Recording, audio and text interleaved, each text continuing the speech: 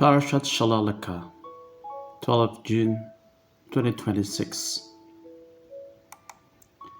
Theme: Scouts explore Canaan, seeing without believing.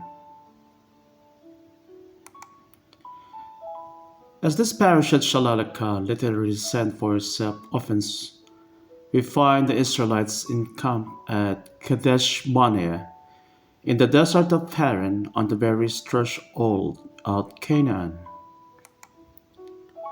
God seems to be giving Moses permission to send scouts to confirm that the land, which he has pledged, is indeed good. The event which follow will explain why, with just a few days remaining to travel, it will take 40 years for the people to reach the promised land.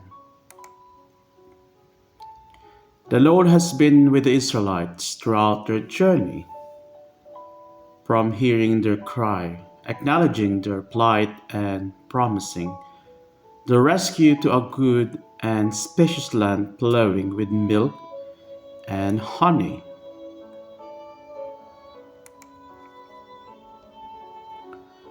In Exodus chapter 3 verse 7 to 9, God marked their doors on Passover, ensuring their homes would be safe. Exodus 12 verse 13 to 28 parted the Red Sea for safe passage. Exodus chapter 14, and provided manna and quail in the wilderness, food for the journey. In Exodus 16, it was divine interventions which brought the Israelites out of Egypt with strong hand and outstretched arm in Deuteronomy chapter 26 verse 8, and led them with a cloud by day and a pillar of fire by night in Exodus chapter 13 verse 21. The ultimate expression of care happened at Sinai when God formalized his covenant with the people by giving them the Ten Commandments, which establish a moral standard, setting a nation apart as holy and providing guidelines for living and peace. Exodus chapter 20, yet there have been grumblings and complaints along the way, and the serious sin of idol worship of the golden calf of Sinai. Exodus chapter 32.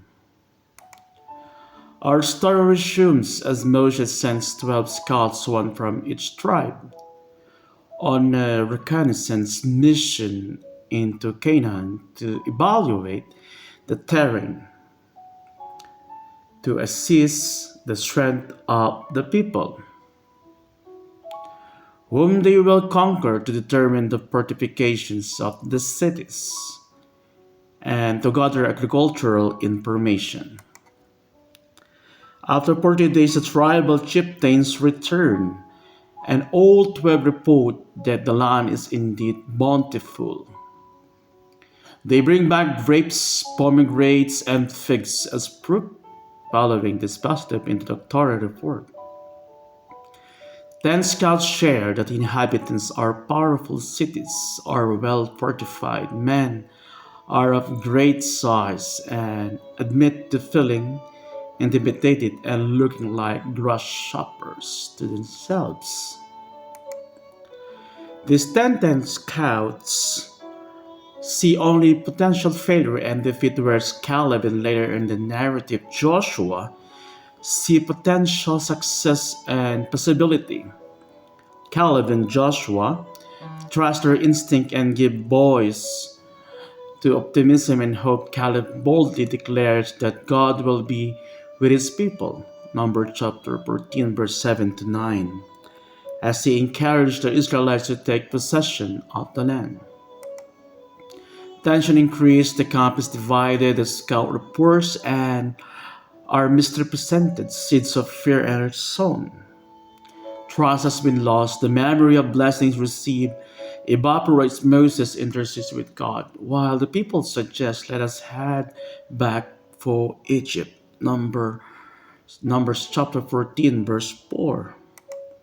A belated expedition of Canaan inspired by rumors fails, in his mercy and responding favorably to Moses, plead the Lord will spare the nation, but the rebellious adult generation will perish and the desert according to their wish. Numbers chapter 14 verse 2. The iniquity of the fathers will upon their children who are condemned to 40 years of wandering. The saga of the spies prompts the question, what has gone wrong? The Torah is rich in insight to explain. This tragic outcome is clear that God's chosen people have forgotten God's loving care. They had dramatically failed in courage by no longer trusting that the Lord would be with them. An extended period of wandering will give a new generation time build a covenantal relationship with God, and their descendants will one day sing, let me learn of your faithfulness of daybreak, for in you I trust. Let me know the road I must take, for on you I have set my hope. Psalm 143 verse 8. Reflection discussion. Discuss whether fragile people who had known the bondage of slavery and had all their needs met by God in the wilderness were ready to embrace the responsibilities of freedom and dangers involved in securing it.